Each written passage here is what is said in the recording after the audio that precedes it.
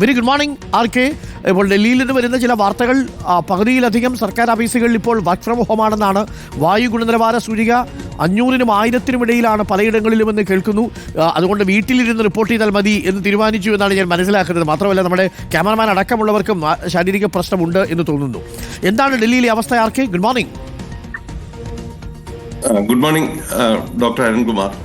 ഞാൻ ഡൽഹിയിലേക്ക് മടങ്ങി എത്തിയിട്ടില്ല, മുംബൈയിൽ തന്നെയാണ് ഉള്ളത്. ഇന്നലത്തെ തെരഞ്ഞെടുപ്പ് കഴിഞ്ഞിട്ട് ഡൽഹിയിലേക്ക് എത്താനായിട്ടുള്ള ഈ വോട്ടെണ്ണൽ കൂടി കഴിഞ്ഞിട്ട് പോകാമെന്നുള്ള ഒരു നിശ്ചയത്തിന്റെ അടിസ്ഥാനത്തിലാണ്. ഡൽഹിക്ക് സമാനമല്ലെങ്കിലും മുംബൈയിലും ഈ വായു മലിനീകരണവുമായി ബന്ധപ്പെട്ടിട്ടുള്ള പ്രശ്നങ്ങൾ കഴിഞ്ഞ ദിവസങ്ങളിൽ കൂടുതൽ പ്രശ്നമായി മാറുന്ന ഒരു സാഹചര്യമാണ് ഉള്ളത്. ലോകത്തെ 4ാമത്തെ മലിനീകരിക്കപ്പെട്ട ഇടമായിട്ട് ഈ മഹാനഗരവും മാറിയിട്ടുണ്ട്. തെരഞ്ഞെടുപ്പ് കഴിഞ്ഞെങ്കിലും അതുമായി ബന്ധപ്പെട്ടുള്ള ചർച്ചകളും അതിനനുബന്ധമായിട്ട് തുടരുന്ന ഒരു സാഹചര്യം കൂടി ഉണ്ട്.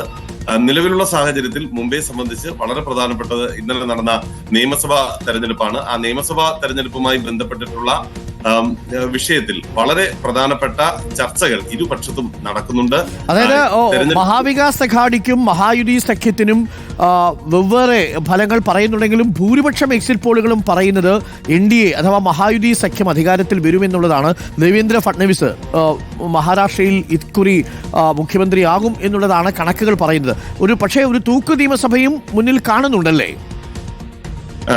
ഡോക്ടർ അരുൺകുമാർ, ഇതിന് വസ്തുതാപരമായിട്ടുള്ള ചില ചോദ്യങ്ങളും ഈ ഘട്ടത്തിൽ മുന്നിലുണ്ട്. ഇന്നലെ രാവിലെ വരെ ഉണ്ടായിരുന്ന ഒരു സാഹചര്യം, ഈ ബൂത്തുകളിലേക്ക് ആളുകൾ എത്തുന്ന അളവ് വളരെ കുറവായിരുന്നു. ഉച്ചയ്ക്ക് ശേഷമാണ് ഈ പോളിംഗ് വളരെ വലിയ രീതിയിൽ കൂടിയത്. ഏതാണ്ട് 65% ആയിരിക്കുന്നു പോളിംഗ് എന്നുള്ള ഒരു നിലയാണ് എത്തിയിരിക്കുന്നത്. അതുകൊണ്ട് തന്നെ ഈ സാമ്പിളുകൾ എടുത്ത സമയത്ത് ഒരുപക്ഷെ ഒരു 3 മണി വരെയൊക്കെ ഉള്ള ഒരു സാമ്പിൾ ആണ് ഇതാണെന്നാണ് നമുക്ക് പലതിലും മനസ്സിലാക്കാൻ സാധിക്കുന്നത്. അങ്ങനെയാണെങ്കിൽ എത്രത്തോളം ഈ ഫലം പ്രവചിച്ചതുപോലെ വരും എന്നതിനെ സംബന്ധിച്ച കാര്യം, ആ സമയത്തൊക്കെ വിദർഭയിലൊക്കെ വോട്ടിംഗ് പെർസെന്റേജ് വളരെ കുറവായിരുന്നു. 6 മണിയൊക്കെ എത്തിയപ്പോഴേക്ക് അവിടെ വലിയ രീതിയിൽ വോട്ടിംഗ് ശതമാനം കൂടുന്ന ഒരു സാഹചര്യം വന്നു. അതുകൊണ്ട് ഈ ഇത്തവണയും എക്സിറ്റ് പോളിന്റെ ആധികാരികത എത്രമാത്രമാണ് എന്നതിനെ സംബന്ധിച്ച സംശയം നിലനിൽക്കുന്നുണ്ട്. അത് അംഗീകരിച്ചുകൊണ്ടാണ് രണ്ടു പക്ഷവും അവരുടെ നീക്കങ്ങൾ നടത്തുന്നത്. ദേവേന്ദ്ര ഫട്നാവിസും BJPയും ഈ ഭൂരിപക്ഷം ലഭിക്കുമെന്ന സർവേകളെ അംഗീകരിച്ചുകൊണ്ട് അവരുടെ രാഷ്ട്രീയ നീക്കങ്ങൾ നടത്തുന്നു എന്ന് അവകാശപ്പെടുമ്പോഴും അവരും സ്വതന്ത്രരെയും ചെറുപാർട്ടികളെയും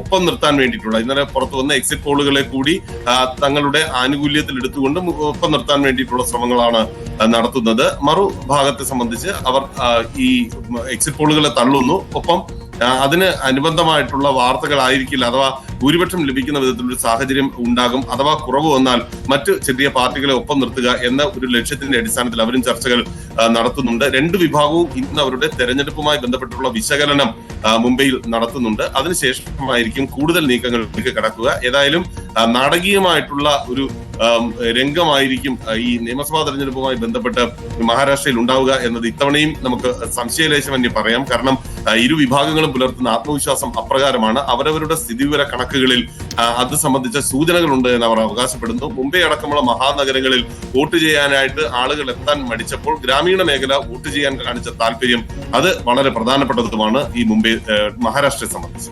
ഓക്കെ, ആർ കെ ആണ് വിവരങ്ങൾ നൽകിയത്. മഹാരാഷ്ട്രയിൽ എന്തായാലും കണക്കുകൂട്ടലുകളും കിഴിക്കലുകളും പാലക്കാട് മാത്രമല്ല മഹാരാഷ്ട്രയിലുമുണ്ട്.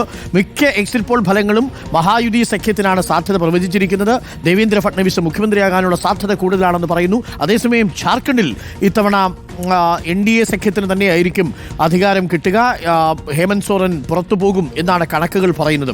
അവിടെ ആക്സിസ് മൈ ഇന്ത്യ സർവേ മാത്രം തിരിച്ചു പറയുന്നുണ്ട്. ജാർഖണ്ഡിൽ ഇന്ത്യ മുന്നണിയായിരിക്കും അധികാരത്തിൽ വരിക. ഹേമന്ത് സോറൻ വീണ്ടും അധികാരത്തിലെത്തുമെന്നാണ് കണക്കുകൾ പറയുന്നത്. പക്ഷേ എക്സിറ്റ് പോൾ ഫലങ്ങൾ രണ്ട് സംസ്ഥാനത്തെയും പൊതുവെ നോക്കിയാൽ NDAക്ക് അനുകൂലമാണ് എന്ന് കാണാം. നമുക്ക് കാത്തിരുന്ന് തന്നെ കാണാം പ്രിയപ്പെട്ട പ്രേക്ഷകരെ.